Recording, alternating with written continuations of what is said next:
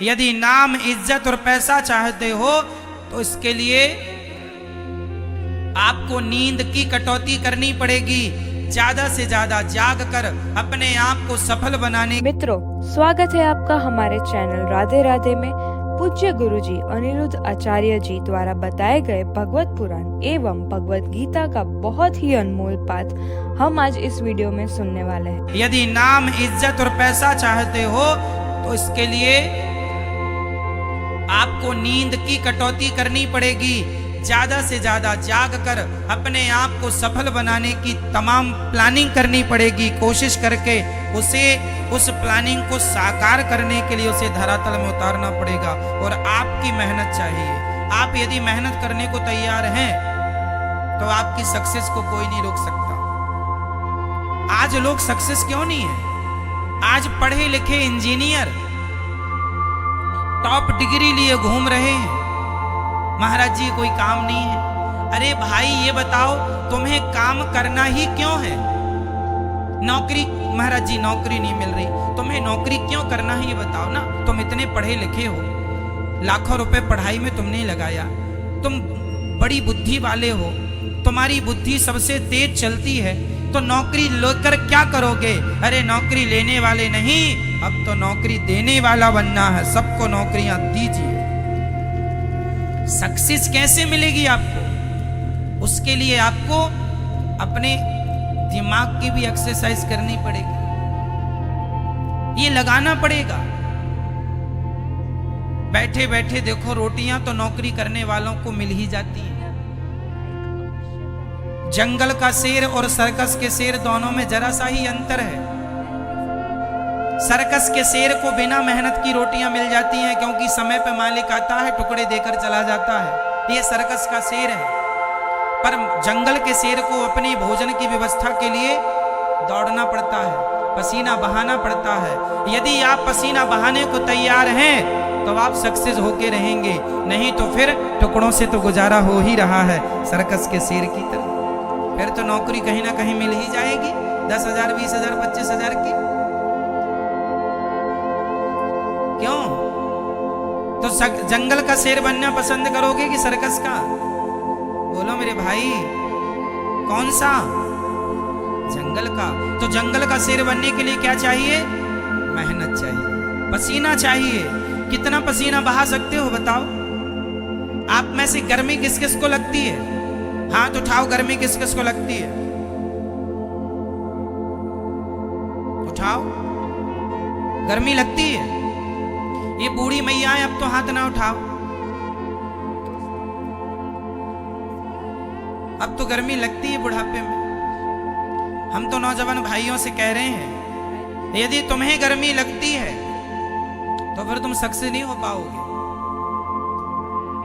जवानी में 20 साल से लेकर 30 साल के छोरे को गर्मी लगे ना सर्दी, ना गर्मी गर्मी सी लगे, ना सर्दी सर्दी सी लगे, ना बारिश बारिश सी लगे, फिर देखो आप चांद और तारों की तरह ना चमके तो कह देना मैंने अपने जीवन में कब गर्मी आई कब चली गई, कब सर्दी आई कब चली गई, कब बारिश आई कब चली गई, मुझे पता ही नहीं चलता कौन सा मौसम आ गया। मुझे तो ये पता रहता है कि आज कथा का तीसरा दिन है कि कथा का चौथा दिन है। ये पता है कि आज कथा का तीसरा दिन है। मुझे ये भी नहीं पता कि आज तारीख क्या है। मुझे ये भी नहीं पता कि आज दिन गुरुवार है कि मंगलवार है। मुझे ये पता है कि आज कथा का तीसरा दिन है, बस। ना मुझे सर्दी से लेना, ना गर्मी से लेना, ना बारिश से कोई लेना देना। बदलते मौसम को मैं आनंद लेता हूँ मौसम का, पर मैं मौसम में परेशान नहीं होता मौसम से। ना जी, मुझे एसी ही चाहिए, इसकी कोई रिक्वायरमेंट नहीं है मुझे। ये एसी तो आज लगने लग गई। हमने तो अपनी सारी जिंदगी काम करते हुए पेड़ की छांव में, पेड़ की छांव को एसी मान के काम करके और जीवन आगे बढ़ाया है। हमने ज्यादा सुखमय जीवन नहीं जिया, अपने जीवन में ज्यादा सुख को प्रवेश नहीं किया। ज्यादा सुख से ना व्यक्ति सुख का आदी हो जाता है और उससे वो कमजोर हो जाता है। इसलिए गर्मी में तपो, सर्दी भी सहो और बारिश का भी आनंद लो, और काम किसी भी हाल में ना रुके। मुझे याद है एक बार हम कथा सुना रहे थे, कहां पर, इंदौर और देवास के बीच में छिप्रा नदी के किनारे एक गांव है, नाम भी उसका छिप्रा ही है। वहां एक हमारे भैया जी हैं दिलीप अग्रवाल जी, उन्होंने कथा कराई। तारीख थी 25 दिसंबर से कथा शुरू थी। कथा के चौथे दिन या 5वें दिन या 6वें दिन याद नहीं है, वो बहुत पुरानी बात हो गई। क्या हुआ, वो कथा साधना चैनल पर थी। ये बात बहुत साल पुरानी कथा थी और पानी भयंकर बरस रहा था। जहां लोगों को बैठना था वहां 1-1 फीट पानी भर गया और कथा का समय हो गया, 3 बज गए, जो भी कथा का समय था कथा। तब आपको, मुझे याद है, छाता लगा के हमने कथा की थी और लोगों ने उस पानी 1-1 फीट पानी में श्रोतागण खड़े होके कथा सुने थे। वो दिन मुझे याद है। पानी बरसे तो बरसे, हमारे काम को थोड़ी रोक सकता है पानी। कई लोग जरा सी रिमझिम हुई, महाराज पानी बरस रहा, कल आ जाएं, आज नहीं। अरे जानते हो 12 घंटे की कीमत क्या होती है? हमने कभी काम को कल पर नहीं टाला। हमने कभी काम को कल पर कि चलो जी आज पानी बरस रहा है, कैसे होगा। हमारे साथ के लोग डैमेज हो गए। डैमेज मतलब घबरा, पानी बरस रहा महाराज कैसे काम करें? अरे तुम ना करो, चूल्हे में जाओ, हम करेंगे काम, हम करेंगे। कई लोगों को ना पूरी सुविधा मिले तो ही काम करते हैं। उनकी सुविधा में जरा सा ऊंच नीच हो जाए, अरे महाराज हमें तो पूरी व्यवस्था। हम तो लोगों के यहाँ जब कथा सुनाने जाते थे ऐसी ऐसी व्यवस्थाएं मिलती थी। कई बार तो हमें लोटा लेके शौच करने के लिए बाहर जाना पड़ता था। नहाने, वहीं कथा होने वाली थी, वहीं नल लगा था, वहीं नहाना पड़ता, नहा के फिर जाओ, क्योंकि कोई अटैच व्यवस्था नहीं थी। गांव गांव में कथा सुनाने जाते थे, बिजली की व्यवस्था नहीं थी। गर्मी भयंकर, 9 तपा में एक बार हमें याद है कि 9 तपा चल रहे थे और एक जगह हम कथा में गए। उन्होंने कहा महाराज जी आपको कथा सुनाने आना है। हम उनका आग्रह टाल ना पाए, कथा सुनाने उनके गांव में गए। उनके गांव में कोई बिजली नहीं और उन्होंने रुकने की व्यवस्था हमारी कहाँ की। वो मंदिर में, मंदिर होता है ना, मंदिर के ऊपर जो ऊपर गुम्मज होती है, तो उनने छत बना रखा था, तो नीचे तो भगवान थे, ऊपर जरा सी गुम्मज निकली थी, मतलब पूरा खड़ा नहीं हो सकता आदमी। वो जरा सी जगह थी, वहां हम लोगों को 5 लोगों को रुकाया एक जगह। वहां मतलब हम पूरे खड़े भी नहीं हो पाते थे, खड़े होए तो वो गुम्मज लगे। वहां रुकने की व्यवस्था की यजमान जी ने, और उस हाल में भी हमने वहां रुककर कभी किसी से कोई शिकायत नहीं की। हम तो ये कह रहे हैं कि हमारे जीवन में भी उतार चढ़ाव के दिन बहुत आए हैं, हमने भी हर परिस्थितियों का सामना किया है। हम ये नहीं कि व्यवस्था ऐसी मिलेंगी तो ही काम करेंगे, ना जी, हम तो काम करेंगे, व्यवस्था मिले ना मिले। हम व्यवस्था के पीछे काम नहीं रोकते। कई लोग व्यवस्था ना मिले तो काम रोक देते, नहीं जी, काम काम होगा, व्यवस्थाएं रहें ना रहें, हर स्थिति में हमने काम को महत्व दिया। हमने कभी आराम को महत्व नहीं दिया, हम पूरा दिन काम करते थे। आपको याद होगा पहले हम कथा सुनाने जाते थे तो कथा हम सुनाने 12 बजे बैठ जाते थे। हमें याद है, आज भी वो श्रोता हैं, आज भी वो चीजें हैं, बहुत ज्यादा पुरानी बातें नहीं हैं ये। 12 बजे हम कथा सुनाने बैठते थे और शाम के 7 साढ़े 7 बज जाते थे कथा सुनाते सुनाते। एक आसन पर 12 से 7 बजे तक कथा सुनाई। मुझे अच्छे से याद है, श्रोता भी थे और लोग सुनते थे। 7 घंटे एक आसन पे हमने कथा सुनाई। अब तो 3.5 घंटे सुनाते हैं आप,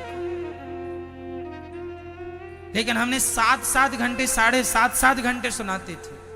आज भी वो श्रोता हैं और सुनते थे लोग। तो जीवन में, जबकि हमें 3 घंटे कथा सुनाने, अब यजमान को हम चाहे 10 घंटे सुनाएं, चाहे 3 घंटे सुनाएं, वो पैसा तो उतना ही देता, क्यों? लेकिन हमने हमारी श्रद्धा से सुनाई कि भाई हम आपको सुनाएंगे, हम आलस नहीं करेंगे, हम काम चोरी नहीं करेंगे कि आपने हमें 3 घंटे के लिए बुलाया है तो हम 3 घंटे ही काम करें। ना जी, हम अपनी ओर से आपको बेहतर देने की कोशिश करेंगे। हमने कभी काम चोरी नहीं की, हमने कभी काम चोरी नहीं की। जो किया है परफेक्ट किया है। और आपको यही समझाते हैं, सिखाते हैं, व्यवस्थाओं के चक्कर में काम ना बिगाड़ा करो। व्यवस्थाएं मिले ना मिले, काम होना चाहिए। क्यों जी, सही है? बताइए, काम जरूरी है। अब देखो, मैं आपके घर 7 दिन के लिए गया और जरा व्यवस्थाएं कम ज्यादा हैं, चलेगा भाई। व्यवस्थाओं का क्या है, 7 दिन की ही तो बात है। काम करना है, हम काम करने गए हैं, हम व्यवस्थाएं लेने नहीं गए। इसलिए आप अपने जीवन में ये कसम खाओ, संकल्प लो कि काम को महत्व देंगे। काम को, मैंने भूखे प्यासे काम किया है, बुखार में काम किया है, बीमारी थी तो काम किया है। हमने हर क्या आपको क्या लगता है हमारे जीवन में संकट नहीं आए? संकट तो जितने आपके जीवन में आते हैं उतने ही ये दास के जीवन में आए, पर हमने अपने संकटों को हंस कर के टाल दिया है, हंसते हुए टालते चले गए। हमने संकटों को जीवन में हावी नहीं होने दिया। कई लोगों को जरा सी बुखार, महाराज जी आज नहीं हो पाएगा काम, बुखार है, बुखार। अरे तुम काम नहीं करोगे, बुखार है? हमें तो भयंकर बुखार थी, हमने काम किया, 3.5 घंटे 4 घंटे कथाएं सुनाई, काम बराबर किया। तो जीवन में ये लिखा है, निद्रया ह्रियते नक्तम व्यवायेन चवावयः दिवाचार्थे हया राजन कुटुंब भरणेन वा। हमारी पढ़ाई के समय जब हम पढ़ने वृंदावन आए तो हमारे पास कोई बहुत सारी व्यवस्थाएं नहीं थी, सुविधाएं नहीं थी। हमें पढ़ने के लिए 3 किलोमीटर पैदल जाना पड़ता था, 3 किलोमीटर पैदल, तब जाके विद्यालय मिलता था। सबके पास साइकिल थी, हमारे पास साइकिल नहीं थी। तब हम 2 दोस्तों ने मिलकर के 250 रुपए जोड़ करके और 500 रुपए की पुरानी साइकिल खरीदी और फिर पढ़ने जाते थे। साइकिल नहीं थी, गौशाला में जाके गोबर उठाते थे, खेत में जाके फसल काटते थे, आश्रमों में पोंछा लगाते थे, रोटी बनाते थे, 1 कुंटल आटे की रोटी बनाते थे। 1 कुंटल, जानते हैं, 1 कुंटल आटे की रोटी बनाते थे। जैसे पत्नी सबको परोस के फिर खाती है, ऐसे सब 100-200 लोगों को खिला के खाते थे और इसके साथ फिर पढ़ाई भी करते थे। ऐसी पढ़ाई, आपके जैसे आज के बच्चों को तो सब सुविधाएं हैं, कंप्यूटर भी है, सारी बुकें हैं। हमारे पास तो पुस्तकें, बुक खरीदने के भी पैसे नहीं होते थे। दूसरों की पुस्तकें मांग मांग के पढ़ते थे, भाई सब जरा दे दो, पढ़ के वापस कर देंगे। ऐसी स्थिति में पढ़ाई की। तो पढ़ाई करके हमारे समय पर तो हम तो प्राइवेट स्कूल में नहीं पढ़ पाए, सरकारी स्कूल में पढ़ते थे। क्यों? क्योंकि प्राइवेट में पैसे लगते थे। और पैसा कितना? हमारे गांव में, गांव के पास में शहर था, छोटा सा कस्बा, वहां पे 20-30 रुपए महीने की फीस लगती थी प्राइवेट स्कूलों में, 30 रुपए महीना। तो 30 रुपए भी हम लोग नहीं दे पाते थे। हमारे सारे दोस्त प्राइवेट स्कूल में पढ़ते थे। बाद में फिर हम बहुत जब कहे पिताजी से, तब पिताजी ने कोई व्यवस्था की होगी, तब उन्होंने नाम लिखाया और बाद में फिर हमने प्राइवेट स्कूल में बाद में पढ़े। 7वीं तक तो सरकारी में पढ़े, उसके बाद फिर प्राइवेट स्कूल जिसमें कि 50 रुपए महीना, पहले 30 रुपए महीना वाले में, फिर 50 रुपए महीने वाले स्कूल में पढ़ाई की। और पढ़ाई करके फिर वृंदावन आए, फिर यहाँ पढ़ाई की। तो यहाँ सारे काम करते हुए हमें पढ़ना होता था। पोंछा भी लगाना है आश्रम में, रोटी भी बनानी है, गौशाला में जाके गोबर भी करना है आपको, सारा काम करके फिर आपको पढ़ाई करनी। तो ये सब करते हुए पढ़ाई भी करते थे। और पढ़ाई करने का शौक था, केवल पढ़ना था, केवल पढ़ना था। मैं जब वृंदावन पढ़ने आया तो बहुत सारे बच्चे, कोई क्रिकेट खेलता, कोई मोबाइल चलाता, लेकिन मैंने कभी ना मोबाइल चलाया ना क्रिकेट खेला। मैं कहता था मैं यहाँ क्रिकेट खेलने थोड़ी आया हूँ, मैं पढ़ने आया हूँ, सिर्फ पढ़ूंगा। नहीं समझ में आए तो भी पढ़ता था, तो भी पढ़ता था, पढ़ता था, पढ़ता था, पढ़ता। एक ही जुनून था, सिर्फ पढ़ना। और मैं क्या पढ़ने का संकल्प कई लोग बोले ये पढ़ लो वो पढ़ लो, ना जी सिर्फ भागवत पढ़ूंगा, मैंने कुछ नहीं पढ़ाई की, सिर्फ भागवत पढ़ूंगा। जीवन में आपको संकल्प लेना होगा, ये करना है मतलब करना, उसके लिए जितनी चुनौती आएंगी आपको सामना करना पड़ेगा। तब जब पसीना बहा लोगे, जितना ज्यादा पसीना बहाओगे ईश्वर उतना सफल बनाएंगे आपको। बस पसीना बहाने को तैयार तो हो जाओ,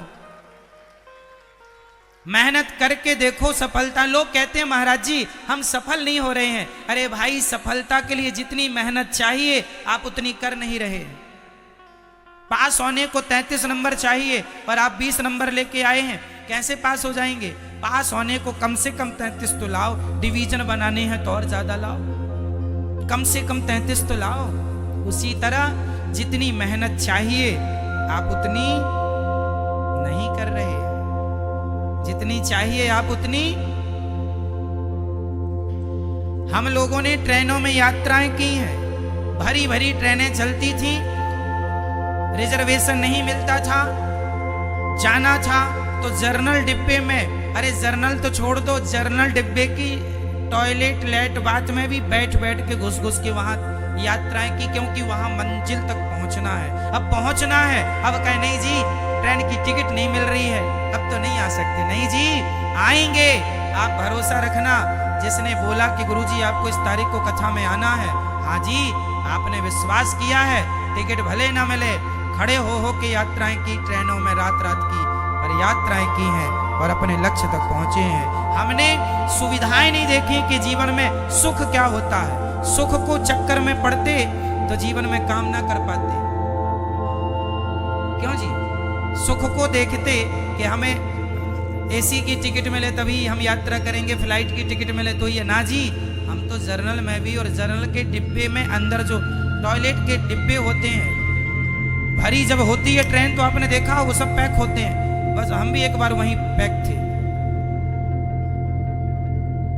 और यात्राएं की हमने। तो जीवन में आपको मेहनत करनी पड़ेगी। यदि आप हार गए, नहीं जी साहब नहीं हम तो नहीं आ सकते, टिकट नहीं मिल रही, अरे पागल, टिकट के चक्कर में काम छोड़ देगा क्या? मैं चाय नहीं पीता, किस लिए? आप बताइए, मैं चाय क्यों नहीं पीता? मैं चाय केवल इसलिए नहीं पीता क्योंकि चाय पीने में समय लगता है। समय इतना है नहीं। एक तो हम किसी के घर गए, महाराज बैठो चाय, अब चाय बनाने में कम से कम 15 मिनट लगेगा, तो 15 मिनट बनाने का लो और पीने का 5 से 7 मिनट लो, तो कितना हो गया? 20-22 मिनट। अब 20-22 मिनट भाई मेरे पास था नहीं, मैं क्यों 20-22 मिनट बर्बाद करूं? 5 रुपए की चाय है और 20 मिनट का समय है, बताओ चाय कीमती है कि समय कीमती है? जोर से और जोर से, क्या? इसलिए मैंने समय को पकड़ा, चाय को छोड़ता चला गया। और आप 20 मिनट को बर्बाद करते हैं एक कप चाय के लिए। क्या घर में चाय नहीं मिलती आपके, जो दूसरों के घर में जा के चाय पीते हो? और आप लोग समय बर्बाद करते हो, अपना भी दूसरों का भी।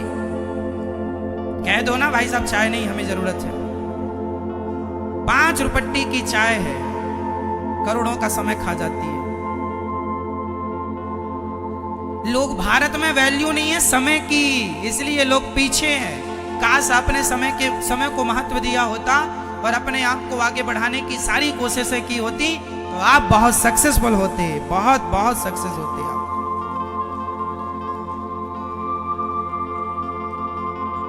इसलिए मेरा अपना सोचने का नजरिया अलग है, मेरा अपना देखने का नजरिया अलग है।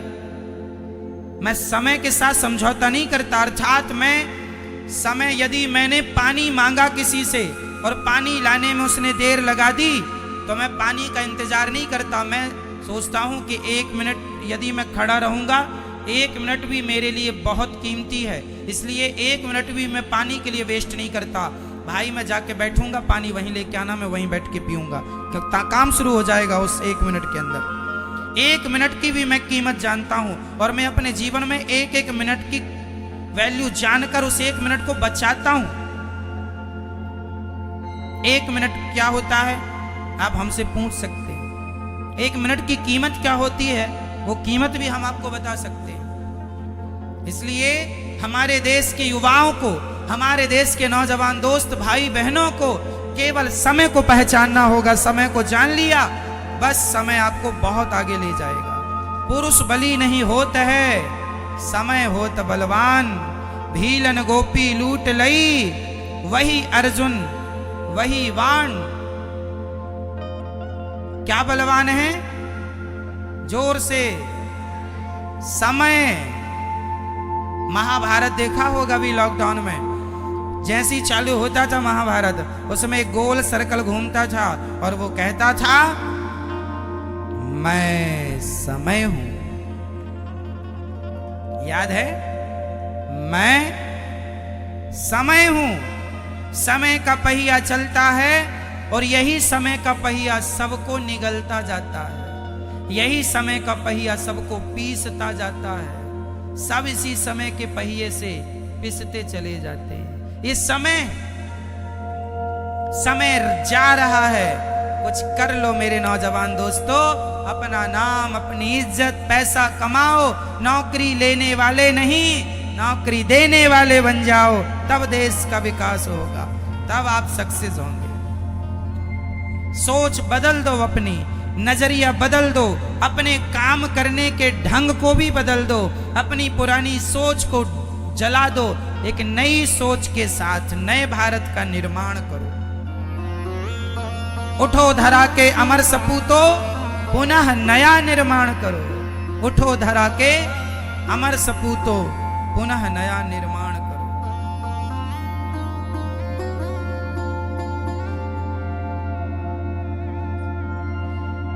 अकबर और महाराणा प्रताप की लड़ाई हुई हल्दी घाटी में।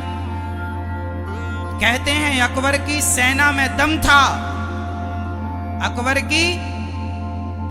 की सेना थी 80,000 और महाराणा प्रताप की सेना थी 15,000। कहते हैं अकबर की सेना में दम था, तो सुन लो, यदि अकबर की सेना में दम था तो महाराणा प्रताप के सीने में दम था।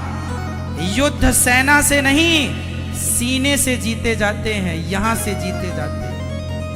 महाराणा प्रताप कभी हारे नहीं और महाराणा प्रताप से वो दुष्ट राजा कभी जीते नहीं। आपकी सेना कितनी भी हो, क्या फर्क पड़ता है? आपका सीना कितना बड़ा। सीना मतलब आपका दिल। सीना मतलब आपका दिल। दिल कितना बड़ा। औरंगजेब की सेना 1 मिलियन 10 लाख लोग थे उसकी सेना में, औरंगजेब की सेना। और तब गुरु गोविंद सिंह जी, उनकी सेना में सिर्फ 40 लोग थे। कितने लोग थे? ये इतिहास बोल रहा हूं, मिथ्या नहीं कह रहा।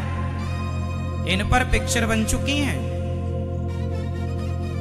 गुरु गोविंद देव जी की सेना में कितने लोग थे? 40 लोग थे ओनली। और औरंगजेब की सेना थी 10 लाख लोग थे। 10 लाख लोगों से 40 लोगों को लड़ना था। धन्य है गुरु गोविंद देव जी, जिन्होंने अपनी सेना को इतना हौसला दिया, इतना मनोबल मजबूत किया। तुम्हारे सीने में दम है, भारतीय हो, मरना है इस मिट्टी के लिए, जीना है इस मिट्टी के लिए। आओ, भाग के क्या मरना, लड़के मरते हैं। और लड़ गए साहब, तहस नहस कर दिया। 40 लोगों ने 10 लाख लोगों की बटालियन को वहां से युद्ध में छिन्न भिन्न करके, और अंत में भागना पड़ा उन लोगों को, और विजय हुई इनकी। कुछ लोग मारे गए माना कि, पर उनको वहां से रवाना कर दिया। औरंगजेब की सेना को पछाड़ दिया था। इसलिए मेरी माँ, कभी ये ना कहा करो, नौजवान दोस्तों, आप कभी ये ना सोचा करो कि ये काम आप नहीं कर सकते। Nothing is impossible, everything is possible. इस सृष्टि में, संसार में ऐसा कोई काम नहीं है जो मेरे नौजवान दोस्त भाई बहन ना कर सकें। सारे काम आपके लिए ही हैं। आपको उन कामों को करना है और अपने देश को आगे बढ़ाना। कोई काम नहीं है ऐसा जो मेरे देश का नौजवान भाई ना कर सके। सब कर सकते हो आप लोग। कल्पना चावला अंतरिक्ष में पांव रख सकती है, अर्थात अंतरिक्ष में पहुंच जाती है, तो आप क्यों नहीं कर सकते? सब कर सकते हैं। करने का क्या होना चाहिए? बोल के बताओ। क्या? जुनून। क्या होना चाहिए? जुनून होना चाहिए। कर गुजरने का करेंगे, हम जिएंगे और मरेंगे ऐ वतन तेरे लिए दिल दिया है, जान भी देंगे ऐ वतन। आप में से कितने लोग भारत माता की सेवा करना चाहते हैं? हाथ उठा के बताओ।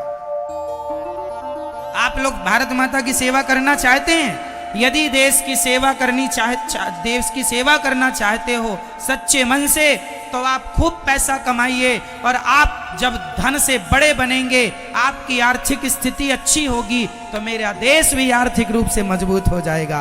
आपकी सफलता में ही देश की सफलता है। हाँ या ना? हाँ या ना? भाई आप पैसे वाले होंगे तब तो देश को आप टैक्स देंगे, और जब सरकार को टैक्स देंगे तो सरकार भी मजबूत होगी। तो सरकार को मजबूत होने के लिए देश के आम नागरिक को मजबूत होना चाहिए। और आम आदमी मजबूत किससे होगा? ये कौन बताएगा? आम आदमी मजबूत किससे होगा? जोर से मेरे भाई बोलो। मेहनत से। किससे? मेहनत से, लगन से, जुनून से। नौकरी लेना नहीं है, नौकरी लेना नहीं, नौकरी। जब आप मजबूत होंगे, देश का आम व्यक्ति मजबूत होगा, तब जाकर के मेरा देश मजबूत होगा। भारत माता की ये जय जयकार सदा मेरे देश की होती रहे। उसके लिए मेरा देश, मेरे देश की माँ, बहन, बेटी, भाई, सारे लोगों को स्ट्रांग होना पड़ेगा। आपसी लड़ाई झगड़े भूल जाओ, आपसे मतभेद मनभेद भूल जाओ, और आओ हम सब देश के लिए काम करते हैं। यदि हम आपस में लड़ बैठेंगे तो देश को कौन संभालेगा? कोई भी बाहर वाला अपने घर से हमें निकालेगा। दीवानों जरा होश करो, मेरे देश प्रेमियों, आपस में प्रेम करो। देश प्रेमियों, आपस में क्या करना होगा? आपस की फूट खत्म करो, जातवाद खत्म करो, और हम ब्राह्मण, क्षत्रिय, वैश्य, शूद्र, पूरब से पश्चिम, उत्तर से दक्षिण, चाहे उत्तर प्रदेश हो, चाहे गुजरात हो, चाहे महाराष्ट्र हो, चाहे पंजाब हो, चाहे बिहार हो, चाहे मणिपुर हो, कोई भी राज्य प्रांत क्यों ना हो, हम पूरब से पश्चिम, उत्तर से दक्षिण तक एक ही हम होंगे, एक ही होने चाहिए। चाहे हमारा दक्षिण इलाका हो, चाहे पूर्वी हो, पश्चिम हो, चाहे उत्तरी हो, हम एक हैं। कोई जातवाद नहीं, कोई राज्यवाद नहीं। आज हमारे भारत के कुछ लोगों ने हमारे देश को राज्यों में बांट दिया। कोई कहता है कि महाराष्ट्र श्रेष्ठ है, कोई कहता है गुजरात श्रेष्ठ है, कोई कहता है पंजाब श्रेष्ठ है, कोई कहता है उत्तर प्रदेश श्रेष्ठ है, कोई कहता बिहार श्रेष्ठ है, कोई कहता राजस्थान श्रेष्ठ है। ना जी, ना बिहार, ना राजस्थान, ना कोई, मेरा भारत श्रेष्ठ है, मेरा भारत श्रेष्ठ है। अखंड भारत का सपना देखो, इसे टुकड़े टुकड़े करने की कोशिश ना करो। एक भारत, केवल भारत, केवल भारत। तो दोस्तों, ऐसे ही अद्भुत कथा का सार और भव्य भक्ति में भगवत पुराण की बातें स्वयं श्री अनिरुद्ध आचार्य जी से सुनने के लिए हमें सब्सक्राइब जरूर करें।